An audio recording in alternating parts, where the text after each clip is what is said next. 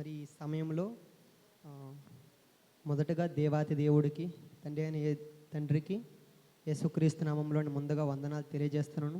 అలాగే ఈ అవకాశం ఇచ్చిన దైవజనులు మన పాస్టర్ గారు జానయ్య గారికి కూడా వందనాలు, పాస్టర్ అమ్మ గారికి వందనాలు, అలాగే నాతోటి సహోదరులకు కూడా నేను నా నిండు హృదయపూర్వక వందనాలు తెలియజేస్తున్నాను. మరి ఈరోజు దేవాది దేవుడు మన ముందుంచిన మాట మూడవ మాట. అయితే ముందుగా మాట చదువుకుందాం మనము. యోహాను సువార్త 19వ అధ్యాయం 26, 27 వచనాలు ఒకసారి మనము చదువుదామండి. యేసు తన తల్లి తన ప్రేమించిన శిష్యుడును దగ్గర నిలుచుండుట చూచి, అమ్మా ఇదిగో నీ కుమారుడు అని తన తల్లితో చెప్పాను. దేవునికి స్తోత్రం. మంచిదే. అయితే ఈ మాటలో ఉన్న అర్థభావాన్ని మనము గ్రహించుదాం. ఏంటి అంటే, యేసుక్రీస్తు ప్రభువారు తన కుటుంబం పట్ల ఎంత ప్రేమతో తన యొక్క బాధ్యతని వ్యవహరిస్తున్నాడో మనకి ఈ యొక్క మాటలో మనకి అర్థమవుతుంది. అయితే ఈరోజు జీవము గల దేవుని బిడ్డలమైన మనమందరము కూడాను మన యొక్క బాహ్య జీవితాల్లోనూ మన కుటుంబము పట్ల కానీ సమాజం పట్ల కానీ మనమందరము కూడా ఎంత బాధ్యత కలిగి ఉన్నామో ఒకసారి ఈరోజు దేవాది దేవుడు మన ముందుంచిన ఈ మాటను బట్టి మన జీవితాలను మనము పరీక్షించుకుందాం. ఎందుకు అంటే, యేసుక్రీస్తు ప్రభువారు ఆయన పలికిన ఏ మాట కూడా వ్యర్థమైనది కాదు. అవన్నీ కూడా మన జీవితంలో అనుసరించాలని మాదిరిగా ఉంచి ఆయన చెప్పిన మాట అన్నమాట. ఇది అర్థమవుతుందమ్మా? అయితే మొదటగా నేను మీకు ఒక మాట చెప్పాలని నేను ఆశపడుతున్నాను. మూలవాక్యం మనం చదువుకున్నాం కదా, 19వ అధ్యాయం 26, 27 వచనాలు. అంశం ఏంటంటే, యేసుక్రీస్తు ప్రభువారు తన కుటుంబం పట్ల ఎంత ప్రేమతో తన యొక్క బాధ్యతను వ్యవహరించాడనేది అంశం. అయితే ముందుకంటే ఒక మాట మీకు చెప్పాలని నేను ఆశపడుతున్నాను. 1 కొరింథీ రాసిన పత్రిక 1వ అధ్యాయం 18వ వచనంలో ఒక మాట ఉంది, నేను చదువుతున్నాను. ఏంటి అంటే, సిలువను గూర్చిన వార్త నశించుచున్న వారికి వెరితనముగా ఉంది, రక్షించబడుచున్న వారికి మాత్రం ఏమై ఉందండి? అది దేవుని శక్తి అయి ఉంది. అయితే ఈరోజు సిలువను గూర్చిన వార్తలు 7 మాటలు మనం చెప్పుకుంటున్నాం కదా. ఈ 7 శక్తి కలిగిన మాటలు మనం విని వాటిని మన జీవితంలో అన్వయించుకోవాలనే ఈ మాటను మీకు జ్ఞాపకం చేస్తున్నానండి. సిలువను గూర్చిన వార్త నిజంగా మన జీవితాల్లో ఎంతో వెలుగు నింపిందండి. అవును. అయితే ఈరోజు ఆ వార్త మనం విని మన జీవితంలో అన్వయించుకొని మనము దేవుని పోలి నడుచుకోవాలి. మంచిదే. అయితే ముందుగా నేను అయ్యగారు నాకు చాలా తక్కువ సమయంలో తక్కువ సమయం ఇచ్చారు. అయినప్పటికీ నేను ఆ సమయంలో ముగించడానికి ఇష్టపెట్టుకుంటున్నాను. మంచిదే. యేసుక్రీస్తు ప్రభువారు ముఖ్యంగా ప్రజల పట్ల తన యొక్క బాధ్యతను ఎంతగా వివరిస్తున్నాడో మీకు ఒక 2 వచనాల ద్వారా మీకు చూపించాలని ఆశపడుతున్నాను. ఆ తర్వాత ముఖ్యమైన అంశంలోకి వెళ్తాను. ఫిలిప్పీలు రాసిన పత్రిక 2వ అధ్యాయం 4 నుంచి 8 వచనాలు మనం చూసినట్లయితే నేను చదువుతాను, మీరు వినండి. మీలో ప్రతివాడును తన సొంత కార్యములను మాత్రమే గాక ఇతర కార్యములను కూడా చూడవలను, క్రీస్తేసును కలిగిన ఈ మనసును మీరు కలిగి ఉండుడి అంటున్నాడు. అవునండి. మీలో ప్రతివాడిని తన సొంత కార్యాలను మాత్రమే కాక ఇతర కార్యాలను కూడా చూడమని అంటున్నాడు. యేసుక్రీస్తు ప్రభువారు ఈ లోకానికి తన స్వప్రయోజనం కొరకు రాలేదండి. అర్థమవుతుందా? సమస్త ప్రజల కొరకు ఆయన ఈ లోకానికి వచ్చాడు. ఆయన సమాజం పట్ల కానీ కుటుంబం పట్ల కానీ ఎంత బాధ్యత తన యొక్క బాధ్యతని ఆయన నిర్వర్తించారండి. అయితే ఈరోజు జీవము గల దేవుని బిడ్డలమైన మనం అందరూ కూడాను ఇటువంటి బాధ్యత ఉందా? కుటుంబం పట్ల కానీ సమాజం పట్ల కానీ ప్రజల పట్ల కానీ ఇటువంటి బాధ్యత మనకు ఒకసారి మనం అందరం ఆలోచన చేయాలి. నిజంగా ఆయన ఎంత గొప్ప దేవుడు అంటే మీకు ఒక మాట నేను చూపిస్తాను. 5వ వచనం నుంచి నేను చదువుతున్నాను, చూడండి. క్రీస్తును కలిగిన మనసును మీరు కలిగి అంటున్నాడు. ఈరోజు ఆయన కలిగి ఉన్న మనసు మనలో ఎంతమంది కలిగి ఉన్నాం ఒకసారి ఆలోచించండి. ఆయన ఎటువంటి మనసు కలిగి ఉన్నాడంటే నిష్కల్మషమైన మనసు అండి ఆయనది. అర్థమవుతుందా? అటువంటి మనసు మనం కూడా కలిగి ఉండాలి. ఇంకా చూడండి, 6వ వచనంలో ఒక మాట ఉంది. ఆయన దేవుని స్వరూపమును కలిగిన వాడై ఉండి దేవునితో సమానంగా ఉండుట విడిచిపెట్టకూడని భాగ్యమని ఎంచుకొనలేదు, కానీ మనుషుల పోలికగా పుట్టి దాసుని స్వరూపమును ధరించుకొని తన్ను తానే రిక్తునిగా చేసుకొనును. మరియు ఆయన ఆకారముంది మనుషుడుగా కనబడి మరణము పొందినంతగా అనగా శిలువ మరణం పొందినంతగా విధేయత చూపిన వాడే తనను తాను తగ్గించుకును. ఇంతగా దేవుడు చేశాడంటే ఇది ఎవరి కోసం అండి? మనందరి కోసం. పరలోకంలో నుంచి ఆయన ఈ లోకానికి రావడానికి గల కారణం ఆయన ఒక బాధ్యతతో వచ్చాడండి. అర్థమవుతుందా? ఆయన ఈ లోకంలో వచ్చినది మొదలుకొని ఆయన మరణించి తిరిగి లేచి వెళ్ళిన దాకా కూడాను ప్రతిదీ కూడా ఒక బాధ్యత చేశాడు. ఈరోజు జీవమగల దేవుని బిడ్డలమైన మనం అందరం కూడాను ఇటు బాధ్యత మనం కలిగి ఉన్నామా? ఒకసారి ఆలోచన చేయండి. చూడండి, పరలోకంలో ఉన్న భోగ భాగ్యాలను విడిచి తండ్రితో కూడా సమానంగా ఉండుట విడిచిపెట్టకూడని భాగ్యమని ఎంచుకొనలేదు ఆయన. తను తాను తగ్గించుకొని రిక్తనిగా చేసుకొని వధిక సిద్ధమైన గొర్రె పిల్లవలే లోకానికి వచ్చాడు ఆయన. ఎవరి కోసమండి? మన కోసమే. ఆయన సమాజం పట్ల కానీ తన కుటుంబం పట్ల కానీ ఎంత బాధ్యత తన యొక్క పనిని నిర్వర్తించాడో చూడండి. ఈరోజు జీవము గల దేవుని బిడ్డలమైన మనం అందరము కూడాను ఇటువంటి బాధ్యత కలిగి ఉన్నామా? ఒకసారి ఆలోచన చేయండి. ఈరోజు సిలువలో పలికిన మూడో మాట ఏంటో తెలిసిన బాధ్యత. క్రైస్తవులం మనమందరం కూడా. క్రైస్తవుడు అంటే అర్థం ఏంటంటే క్రీస్తును అనుసరించి నడిచేవాడే క్రైస్తవుడు. క్రీస్తును కలిగిన క్రీస్తు ఏ మనసు కలిగి ఉన్నాడో ఆ మనసు కలిగి ఉన్నవాడే క్రైస్తవుడు. ఈరోజు అటువంటి బాధ్యత మనకుందా? ఒకసారి మనమందరం కూడా ఆలోచన చేయాలి. అయితే నేను ముందుకు వెళ్తాను, ఆ మెయిన్ టాపిక్లోకి వచ్చేద్దాం. అయితే యేసుక్రీస్తు ప్రభువారు సిలువలో పలికిన 7 మాటల్లో 3 మాటలు మాత్రము దేని గురించి చెప్పడ్డాయో తెలియదు, తన సమాజం గురించి చెప్ప. మిగతా 4 మాటలు కూడాను తన నిమిత్తం చెప్పుకొనబడిన మాటలు అనమాట. 3 మాటలు కూడా సమాజం గురించి చెప్పబడినవి. మొదటి మాట నేను ఒకసారి చదువుతున్నాను చూడండి. తనని ఎంతో క్రూరంగా హింసిస్తున్న ప్రజల నిమిత్తము తండ్రికి క్షమాపణ కోరాడండి. ఏంటంటే, తండ్రి వీరేమి చేయుచున్నారో వీరు ఎరగరయ్యా, దయచేసి వీరిని క్షమించండి అయ్యా అని అన్నాడు. ఎంత ప్రేమ హృదయం అండి అయింది. నిజంగా ప్రజల పట్ల ఎంత ప్రేమ కలిగి ఆయన తను జీవించాడో చూడండి. ఇంకా రెండో మాట, సిలువలో ఒక వేడుకొన్న దొంగ నిమిత్తం చూడండి, నేడు నీవు కూడా నాతో పాటు పరదేశులు ఉండు అని అన్నాడు. ఎంత గొప్ప భాగ్యం ఇచ్చాడు సిలువలో దొంగకి. తను జీవించినంత కాలం కూడా జీవించాడు. కానీ యేసుక్రీస్తు ప్రభువారు తన రక్షకుడుగా అంగీకరించిన మరుక్షణమే తనను పరదేశంలో తనకు స్థానాన్ని ఇచ్చాడు. మూడో విషయం మనము చూసినట్లయితే, తన దగ్గర నిలిచి ఉన్న తన తల్లి కోసము పరితపించిపోయాడండి. అర్థమవుతుందా? తన దగ్గర నిలిచి ఉన్న తన తల్లి కోసము పరితపించిపోయాడు ఆయన.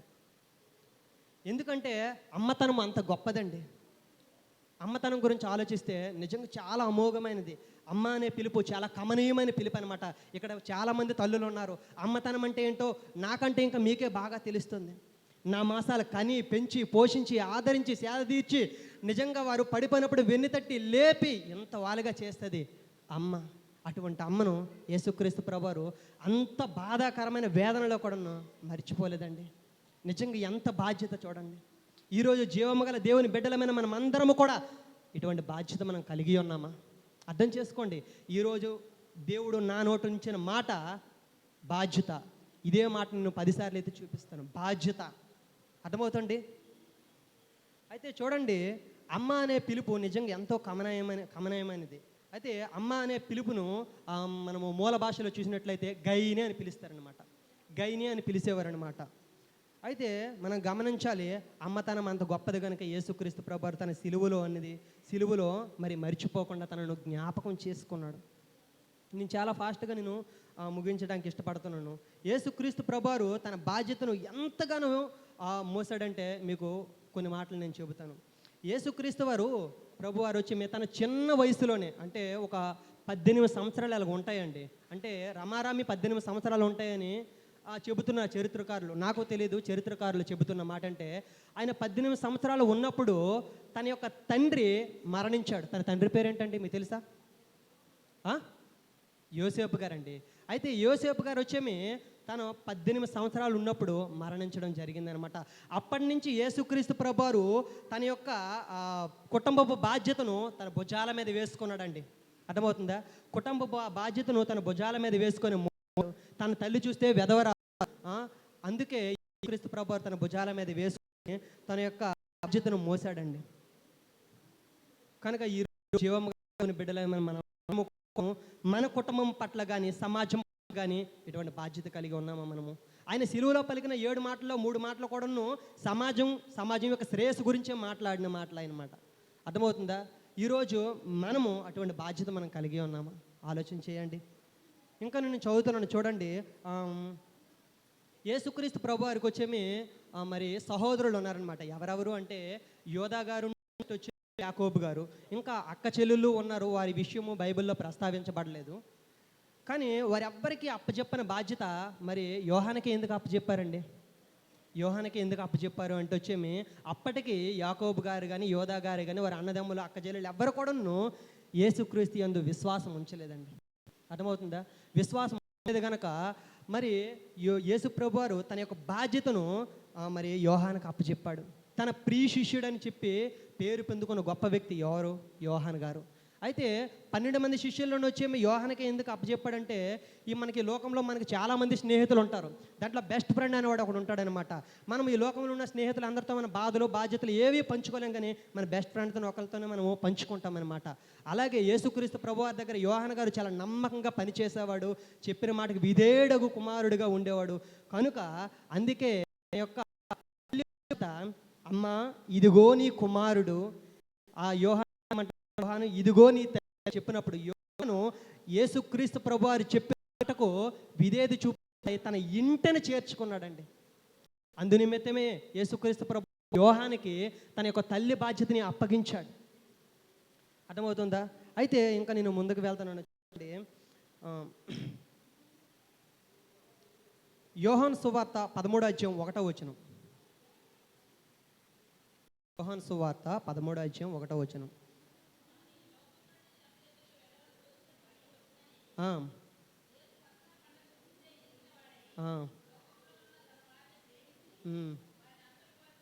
ప్రేమించిన, చూడండి నిజంగా ఎంత గొప్ప మాట అంటే, తాను లోకములో నుండి తండ్రి వద్దకు వెళ్ళవలసి గడియ వచ్చినని యేసు పస్కా పండుగకు ముందే ఎరిగాడండి.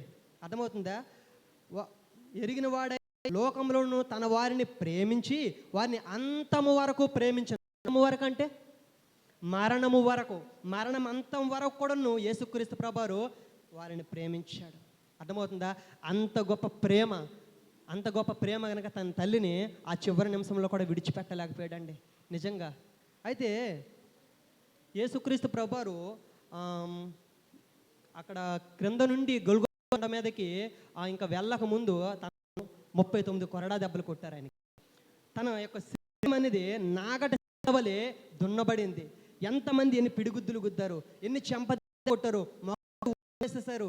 అంత భయంకరమైన వేతనను అనుభవిస్తూ చూడండి, 150 కేజీల సిలువ, తక్కువ బరువు కదండి, 150 కేజీల సిలువ బరువును ఆయన భుజాల మీద మోస్తూ ఆయన గొల్గొతా కొండ మీదకి వెళ్ళాడు. అంత బాధలో కూడాను ఆయన తన తల్లిని మర్చిపోలేదు. ఇంకా తనకి 2 చేతులలో మేకలు కొట్టబడ్డాయండి. అర్థమవుతుందా? 2 చేతులలోనూ కాళ్ళలోనూ మేకలు కొట్టబడ్డాయి. అయితే 2 చేతుల్లో మేకలు కొట్టబడినప్పుడు తన యొక్క శరీరం బరువు అంతా దేని మీద ఆధారపడి ఉంటుందండి? తన యొక్క చేతుల మీద ఆధారపడి ఉంటుంది. అప్పటికే 2 చేతులు కూడాను మేకలు కొట్టబడ్డాయి. ఈ బరువు అంతా కూడాను ఆ చేతుల మీద పడుతుంటే నిజంగా ఆ రంధ్రాలనేవి ఇంకా సాగిపోయి ఎంత బాధను అనుభవించాడో ఆలోచన చేయండి. నాగటి చాళ్ళ వలె దున్నబడింది. భయంకరమైన యాతన, హింస, బాధను పొందాడు. అంత కష్టంలో కూడా యేసుక్రీస్తు ప్రభువారు వచ్చి తన తల్లిని మరిచిపోలేదండి. నిజంగా ఎంత గొప్ప బాధ్యత, ఎంత గొప్ప ప్రేమ. ఈరోజు జీవము గల దేవుని బిడ్డలమైన మనలో ఎవ్వరికైనా ఇటువంటి ప్రేమ, ఇటువంటి బాధ్యత మనం కలిగి ఉన్నామా? కుటుంబం పట్ల ఇటువంటి బాధ్యత మనం కలిగి ఉన్నామా? ఒక్కసారి ఆలోచించండి ప్రియులారా. ఇది ఎవరిని కూడా మీరు అడగవసరం లేదు. మీ మనస్సాక్షిని మీరు ఒకసారి అడగండి. మనమందరం ఇటువంటి గొప్ప బాధ్యతకు మనం కలిగి ఉన్నామా? ఇది జీవము గల దేవుని మాట. యేసుక్రీస్తు ప్రభువారు సిలువలో పలికిన ఏ మాట కూడా వ్యర్థమైనది కాదు. ఏ మాట కూడా వ్యర్థమైనది కాదు. ఆయన పలికిన ప్రతి మాట కూడా మన జీవితంలో ఆయనను ఆదర్శంగా తీసుకోవాలనే ఆయన మాటలు పలికాడు. ఈరోజు 3వ మాటగా ఆయన ఎటువంటి బాధ్యత కలిగి ఉన్నాడు, ఆయన ఎటువంటి మనసు కలిగి ఉన్నాడు, ఆయన ఎటువంటి ప్రేమ కలిగి ఉన్నాడు, మనం ఎవరైనా కలిగి ఉన్నామండి? ఒకసారి ఆలోచించేలా. కలిగి లేక ఉంటే ఈ క్షణమైన కుటుంబం పట్ల కానీ, సమాజం పట్ల కానీ, ప్రజల పట్ల కానీ, నీ తోటి వారి పట్ల కానీ ఒక గొప్ప బాధ్యత కలిగి ఉండాలి, ప్రేమ కలిగి ఉండాలి. చూడండి, బాధ అంత భయంకరమైన వేతనలో కూడా తన తల్లిని పోకుండా ఎంతో చక్కగా తన యొక్క బాధ్యతను మరి ఇస్తూ తన యొక్క ప్రియ శిష్యుడైన యోహానుకు తన యొక్క బాధ్యతను ఇచ్చాడు. ఈరోజు ఈ బాధ్యత మనకి ఎవరికైనా ఉందా అంటే ఉండాలండి ఖచ్చితంగా. ఎందుకంటే మనం అందరం కూడా క్రైస్తవులము. ఇందాకే చెప్పాను, క్రైస్తవుడు ఎవడు అంటే క్రీస్తును అనుసరించి నడిచేవాడే క్రైస్తవుడు. అర్థమవుతుందా? ఈరోజు జీవం గల దేవుని బిడ్డలమైన మనం అందరము కూడా ఇటు రీతిగానే జీవించాలి. అయితే మీ అందరికీ నేను ఒక కథ చెప్పడానికి నేను ఇష్టపడుతున్నాను. ఆ కథ ఏంటంటే తల్లి కుమారుడు కథ అనమాట. అయితే బైబిల్లో అక్కడ రాయలేదులే, అది బయట జరిగిన సంఘటన. మరి అది నిజమో కాదో నాకైతే తెలియదు, కానీ నేను ఒక వీడియోలో చూశాను. మీ అందరికి నేను చెప్పడానికి అది నేను ఇష్టపడుతున్నాను. అయితే ఒకరోజు ఒక తల్లి కుమారుడు ఎందుకన్నానంటే తన యొక్క భర్త ఆ కుమారుడు చిన్న వయసులోనే మరణించాడనమాట. అయితే ఆ కుమారుడిని ఆ తల్లి ఎంతో చక్కగా చిన్నప్పటి నుంచి లాలించి పెంచి పోషించి పెద్దవాడిగా చేసి ఆయన ఒక యుక్త వయసు, ఒక యవ్వన వయసులోకి వచ్చినప్పుడు తనకు వివాహం చేసిందండి ఆమె. నిజంగా ఆ బాధ్యతను చాలా చక్కగా నిర్వర్తించింది. అయితే తన వివాహం చేసినప్పుడు మాట కొంతకాలం బాగానే ఉంది. అయితే ఈమె వృద్ధాప్యంలోకి వచ్చిందనమాట. ఎవరు అంటే ఈయన యొక్క తల్లి వృద్ధాప్యంలోకి వచ్చేసినప్పుడు వచ్చేమి మరి 1 and 2 బాత్రూమ్ అని కూడా మంచం మీదే అయిపోయేవన్నమాట. అయితే ఆమె ఆ యొక్క కోడలు ఏమనిందంటే వచ్చేమి, నేను నా పిల్లల కిందే అటువంటి కార్యాలు చేయాలంటే నాకు అసహ్యం, అలాంటిది నీ తల్లి నుంచి ఎలా చేయగలను అని చెప్పేసి వచ్చేమి తన అత్తను భయంకరంగా ద్వేషించడం మొదలుపెట్టిందండి. అప్పటి నుంచి తన భర్తకు మనశ్శాంతి ఉండేది కాదనమాట. తను తన అత్త అంటే తన అమ్మ ఎంతగానో బాధపడేది. నాన్న ఎందుకు నాన్న నీకు ఈ శ్రమలు, నా నిమిత్తమే కదా నన్ను ఏ ఓల్డ్ ఏజ్ హోమ్లో కానీ లేదంటే ఏ అనాథ శరణాల్లో నన్ను జాయిన్ చేసానన్న అని చెప్పి తన బిడ్డతో అన్నప్పుడు తన బిడ్డ ఎంతగానో ఏడ్చేవాడు, బాధపడేవాడు. అవతల భార్యను వదులుకోలేక, పిల్లల్ని వదులుకోలేక, తల్లిని వదులుకోలేక ఎంతో బాధను అనుభవించేవాడు.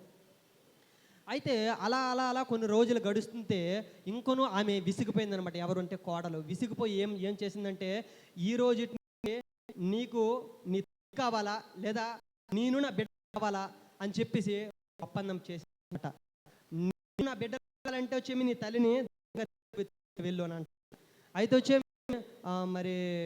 మరి ఇతను వచ్చేమి ఏం చేయాలో సతమతం అన్నమాట. కావాలా, బిడ్డలు కావాలా, భార్య కావాలా అన్నప్పుడు వచ్చి తను సతమతమైపోయి ఏం చేయాలో ఆలోచన ఆయనకు అర్థం కాలేదు. తన తల్లి తన మనసును అర్థం చేసుకుందనమాట. బిడ్డ ఆయన సతమతం అవుతున్నాడు. అయితే బిడ్డను పిలిచి నాన్న దగ్గర నాన్న చెప్పింది. ఏమమ్మా అంటే, నాన్న నువ్వు నేనున్నంత కాపాడను, నువ్వు అయ్యా నువ్వు సుఖంగా జీవించలేవు కనుక ఇప్పుడైనా నన్ను ఎక్కడికో తీసుకొని ఎక్కడ జాయిన్ చేసేనన్న అని చెప్పి తన యొక్క తల్లి ఆ బిడ్డతో చెప్పడం జరిగింది. అప్పటికి మరి ఆ కుమారుడు సరేలే అని చెప్పేసి వచ్చేమి అనుకున్నాడు అనమాట. అయితే భార్య ఎంత అంటే, నీ తల్లి అనాథ హాస్పిటల్ కానీ ఓల్డేజ్ హోమ్ పెడితే అక్కడికి మనం ఎలా వెళ్ళాలి, లేదా 2 నెలలు వెళ్ళి తనకు మనం ఏం చేయాలి కనుక అటువంటి పరిస్థితి మనకు మరలా వద్దు, ఈ పీడ ఎక్కడతోనే విరగడైపో చెప్పి తన యొక్క భార్య చెప్పిందనమాట. అయితే అమ్మని చంపేమంటే ఏంటి అని చెప్పి అన్నప్పుడు వచ్చి మీ అమ్మని చంపుకుంటాం అనవసరం, అయితే నేనే ఒకే ఒక చెయ్యని చెప్పి అన్నప్పుడు తల్లి పక్క గదిలో ఉండి వింటుందనమాట. ఏంటంటే ఈ చివర ఒక దూరంగా ఒక పెద్ద కొండ ఉందనమాట. ఆ కొండ మీద నీ తల్లిని విడిచిపెట్టి వచ్చేసాను అన్నది. అయితే సరే అని చెప్పి మరి ఈ తల్లి ఆ మాటలు విన్నది కదా, గోడ పక్కన ఉండి ఆ బిడ్డని పిలిచింది. నాన్న ఇటు రా నాన్న అని చెప్పి పిలిచింది అనమాట. ఏంటమ్మా అంటే, నీ భార్య ఎలా అంటుంది, నాన్న నేను ఎన్ని రోజులున్నా నీకు సంతోషం అనేది ఉండదు, నీకు మరి ఏమైనా సుఖం అనేది ఉండదొచ్చు, కనుక నీవు నన్ను నీ భార్య చెప్పునట్టే ఆ కొండ మీదే నన్ను వేసానన్న అని చెప్పి తన బిడ్డతో అన్నప్పుడు తన బిడ్డ ఎంత కుమిలి ఏడుస్తాడు. నన్ను ఎంతగా వచ్చావమ్మా, ఎంతగా నన్ను కష్టపడి ఇంతవాడిగా చేసి నువ్వు నన్ను చేసి ఈ దౌర్భాగ్యాలకు నన్ను కట్టబెట్టవా, ఇది నేను ఎంతగా వేధిస్తున్నామని చెప్పి ఆ బిడ్డ ఎంతగానో కుమిలిపోయాడు అనమాట. అవతల భార్య బిడ్డను వదులుకోలేక, అవతల తల్లిని వదులుకోలేక ఎంత కుమిలిపోయాడు, నలిగిపోయాడు అనమాట ఆ బిడ్డ. అయితే తన యొక్క బిడ్డ మరి ఆ తల్లి కూడా తన కోడలకు సపోర్ట్గా మాట్లాడింది అనమాట. మరి నేను ఇక్కడ ఎన్ని రోజులు ఉన్నా నీకు సుఖం ఉండదని అన్న, నువ్వు నన్ను తీసుకొని ఇలా కొండ వదిలే అని చెప్పగాన ఒక బిడ్డ తల్లిని తీసుకొని వెళ్తున్నాడు అనమాట. అసలు ఎంత కూడా ఇష్టం లేదు, కానీ మరి తప్పనిసరి పరిస్థితుల్లో వెళ్తే అయితే కొండ దగ్గరికి వెళ్ళిన తర్వాత కారులో నుంచి తను దించాడు, ఎందుకంటే ఆమె నడవలేదు కదా. అయితే దించాడు. దించినప్పుడు కొండ చాలా ఎత్తయింది, ఆమె నడవలేని పరిస్థితి కనుక తనను ఎత్తుకొని ఏడుస్తూ కొండ మీద తీసుకొని వెళ్తుంటే, నాన్న అది కొంచెము చిందరమందరగా ఉందన్నమాట ఆ త్రోవ అనేది. అయితే నాన్న అక్కడ ఒక యాప చెట్టు ఉంది కదా, అక్కడ ఒక కొమ్మ విరుచుకొని తీసుకొని రా నాన్న అన్నదనమాట. అయితే ఆ తల్లి చెప్పిన మాట, ఎందుకమ్మ అంటే నువ్వు తీసుకొని రా నాన్న అని చెప్తుంది అనమాట. అయితే వెళ్ళి ఆ కొమ్మను విరుచుకొని తన యొక్క తల్లి దగ్గర తీసుకొని వచ్చి ఇస్తాడనమాట. ఇచ్చినప్పుడు నాన్న ఎత్తుకొని నన్ను తీసుకొని పద అన్నప్పుడు ఎత్తుకొని తీసుకొని వెళ్తూ ఉండగా ఆమె ఆ యొక్క ఆకులన్నీ ఉంటాయి కదా, అవి అక్కడ అక్కడ అక్కడ అక్కడ వేసుకుంటూ వెళ్తుందనమాట. వేసుకుంటూ వచ్చేమి ఎందుకు ఈ మా అమ్మ వచ్చేమి ఇలా వచ్చాను బోరుని ఏడ్చాడండి. బోరుని ఏడ్చి, అమ్మ ఇదేనా అమ్మ, నిన్ను చూడలేనా అని చెప్పి చాలా బాధపడుతూ ఏడుస్తున్నప్పుడు వచ్చేమి, సరే నాన్న ఇంక నువ్వు సమయం అయింది, నువ్వు ఇంటికి వెళ్ళిపోనన్నా, నా గురించి మరి నువ్వు చూడకో ఆలోచించుకో రాకు అని అనేసింది. అయితే వచ్చేమి ఆ సమయంలో అమ్మ ఇందాక ఒక కొమ్మ విరిచి అవి ఆ ఆకులన్నీ దారి పొడుగుని వేసావు కదా, ఎందుకమ్మా అని అడిగాడనమాట. నాన్న నీవు వచ్చిన త్రోవ మర్చిపోతావేమో అని చెప్పి దారి పొడుగున వేశాను నాన్న అని చెప్పగాన ఆ బిడ్డ యొక్క హృదయం కదిలిపోయిందండి. కదిలిపోయి వచ్చేమి అమ్మ అనుకుని గట్టిగా తన తల్లిని కౌగులించుకొని ఏడ్చాడండి. అమ్మ ఎంత కష్టం వచ్చినా, బాధ వచ్చినా, హింస వచ్చినా ఏదైనానో నేను నీ కోసం భరిస్తానని చెప్పి తన తల్లిని ఏ కొండ మీదకి వెళ్ళి పట్టుకొని వెళ్ళాడు, అదే కొండ మీద దించి తన ఇంటికి మరలా తీసుకొని వచ్చాడమ్మ. తీసుకొని వచ్చి మళ్ళా తన ఇంటికి తీసుకెళ్ళినప్పుడు మరలా ఈ దరిద్రాన్ని ఎందుకు తెచ్చావని తన భార్య అడిగినప్పుడు, నేను నా తల్లి నా బిడ్డలు కావాలంటే నువ్వు ఇక్కడ ఉండు, లేదంటే నువ్వే ఇంట్లో నుంచి బయటికి వెళ్ళిపో అని చెప్పి నాన్నడనమాట. ఈసారి తన తల్లిని బిడ్డలను కూడా వదులుకోవడానికి ఇష్టపెట్టుకోలేదు. నువ్వు ఒక్కదానివే ఏ బట్టలతో కట్టుకున్నావు, నడి బట్టలతో నువ్వు వెళ్ళిపో బయటికి అని చెప్పేసి అనగానే వచ్చేమి తన యొక్క భార్య యొక్క మనసు అనేది విరిగిపోయింది. అదే ఆమె మరి సైలెంట్ అయిపోయింది అనమాట. ఏం మాట్లాడాలో తెలియలేదు. భర్త తిరగబడేసరికి వచ్చే భార్య ఏం చేయలేదు, తిరగబడలేదు, అదే తెలియపోయేసరికి వచ్చి కామ్గా అయిపోయింది అనమాట. అప్పటి నుంచి తన యొక్క మరి అత్తను చక్కగా చూసుకోవడం మొదలుపెట్టిందనమాట. అయితే ఈ యొక్క కథలో మనం అర్థం చేసుకోవాల్సింది ఏంటంటే, తన తల్లి తన బిడ్డ పట్ల ఎంత బాధ్యత కలిగి చివరి వరకు కూడాను ఎంత బాధ్యత కలిగి తన యొక్క మరి బాధ్యతను నిర్వర్తించిందో చూడండి. తన బిడ్డ తప్పిపోతాడేమో అని అడుగుజాడ్లు మర్చిపోకుండా ఉండాలని ఆకులు వేసిందండి. నిజంగా ఎంత గొప్ప ప్రేమ నిజంగా. అందుకనండి అమ్మతనం ఎంతో గొప్పది. అందుకే యేసుక్రీస్తు ప్రభువారు కూడా ఆ యొక్క అమ్మతనాన్ని చివరి నిమిషంలో కూడా విడిచిపెట్టలేక విడిచిపెట్టలేక యోహానికి తన యొక్క బాధ్యతని అప్పచెప్పాడు. అన్నదమ్ములు చూస్తే వచ్చేమి, అక్కజెల్లెలు చూస్తే విశ్వసించలేదు అప్పటికి యేసుక్రీస్తు ప్రభువారిని. అందుని బట్టి తన యొక్క బాధ్యతను యేసుక్రీస్తు ప్రభువారు తన యొక్క బాధ్యతను ఎవరికంటే యోహానికి అప్పచెప్పాడనమాట. ఈరోజు జీవము గల దేవుని బిడ్డలమైన మనమందరం కూడా మన తల్లిదండ్రుల పట్ల ఎటువంటి బాధ్యత కలిగి ఉన్నాము ఒకసారి మనల్ని పరీక్షించుకో. ఎటువంటి బాధ్యత కలిగి ఉన్నాము మనం చూసినట్లయితే నిర్గమాకాండం 20:12 చూడండి. నిర్గమాకాండం 20:12 నేను చాలా ఇంకా రెండు మాటల్లో నేను ముగించేస్తాను. 20వ అధ్యాయము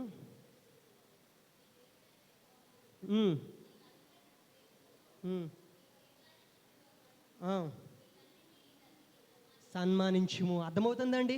జీవము గల దేవుని బిడ్డలమైన మనమందరం కూడా మన తల్లి తండ్రిని సన్మానించాలండి. మనల్ని పెంచి ఇంతవరకు చేసిన తల్లిదండ్రుల్ని వృద్ధాప్యం వచ్చేసరికి వచ్చి వారు మనకు చేదైపోతారా? మనం చిన్నప్పుడు మనం ఏం చేసినా వారు సహించారు.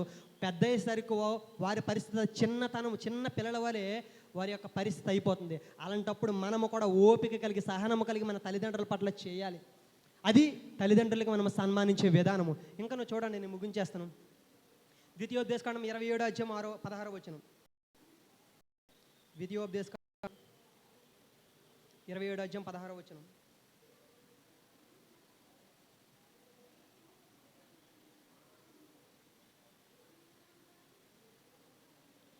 మళ్ళీ చెప్పు రెఫరెన్స్.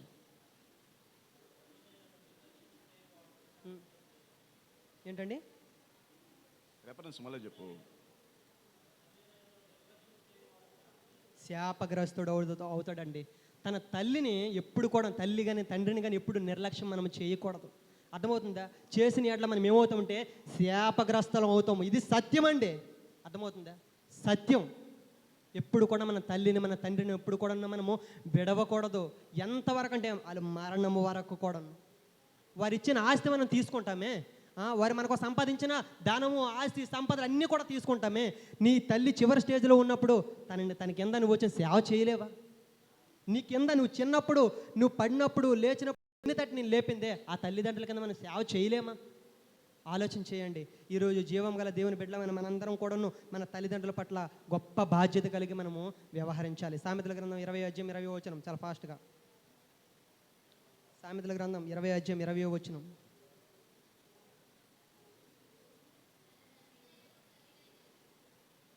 చదువమ్మా. చూడండి, తన తండ్రినైనను తల్లినైనను దూషించువాని దీపం కారు చీకటిలో ఆరిపోవని అంటున్నాడు. కారు చీకటిలో మన దీపం ఆరిపోవడం. దీపం అంటే ఏంటండి అర్థం? దీపం అంటే మన ప్రాణం. అర్థమవుతుందా? మన ప్రాణం ఆరిపోతుంది అనమాట. ఎప్పుడు అంటే మన తల్లినైనను తండ్రినైనను దూషించినప్పుడు. అర్థమవుతుందా? ఈ దేహానికి దీపం అండి మనం. అర్థమవుతుందా? కనుక ఆ దీపం ఆరిపోతుంది అనమాట. ఈరోజు మనమందరము కూడా మన తల్లిని కానీ తండ్రిని కానీ మనము ప్రేమించాలని దేవుడు చెబుతున్నాడు. అర్థమవుతుంది? వారిని గౌరవించాలనే చెబుతున్నాడు, వారిని సన్మానించాలనే చెబుతున్నాడు. ఎందుకంటే ఆయన చేసి చూపించాడు కనుక మనము ఆయనను మాదిరిగా మనము జీవించాలి. ఇంకా ఎఫెసీయులకు రాసిన పత్రిక 6:1, 2, 3 మనం చదువుదాం.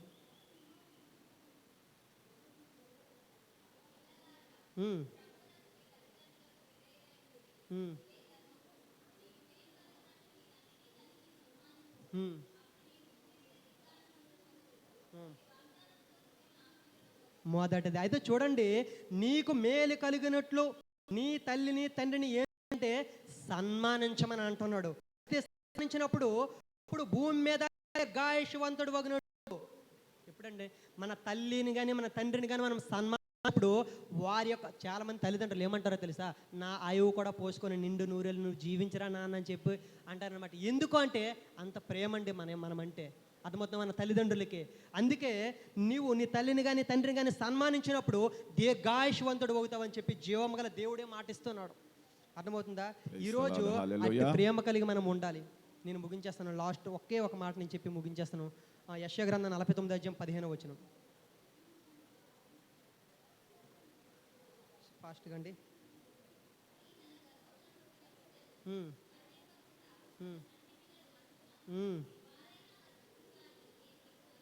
చూడండి ఎంత గొప్ప మాట. స్త్రీ తన గర్భమును పుట్టిన బిడ్డను కరుణింపకుండా మరిచిన తానేనే మరిచినేమో కానీ నేను నిన్ను మారవను అంటున్నాడు. చూడండి, ముదిమి వచ్చే వరకు ఎత్తుకొని ముద్దాడేవాడిని నేనే, నీ తల వెంట్రుకలో నెరిగే వరకు నేను ఎత్తుకునేవాడిని నేనే అని చెబుతున్నాడు దేవుడు. అర్థమవుతుందా? జీవము గల దేవుడే ఈరోజు మనకు మాదిరి. క్రైస్తవుడు అంటే క్రీస్తును అనుసరించి నడిచేవాడు. ఆయనే మనకు మాదిరి గనక ఆయనను పోలి మనం నడుచుకుందాం. నిజంగా జీవము గల దేవుడు మన ఎదుట ఎటువంటి గొప్ప బాధ్యతలను ఆయన ఎటువంటి జీవితం జీవించాడో, ఆయన ఎటువంటి మనసు కలిగి ఉన్నాడో, ఈరోజు జీవము గల దేవుని బిడ్డలమైన కూడా అటువంటి మనసు కలిగి ఉందాం. అటువంటి కృప దేవుడు మనందరికీ అనుగ్రహించును గాక. ఆమేన్. అవకాశం ఇచ్చిన అయ్యగారు కూడా వందనాలు.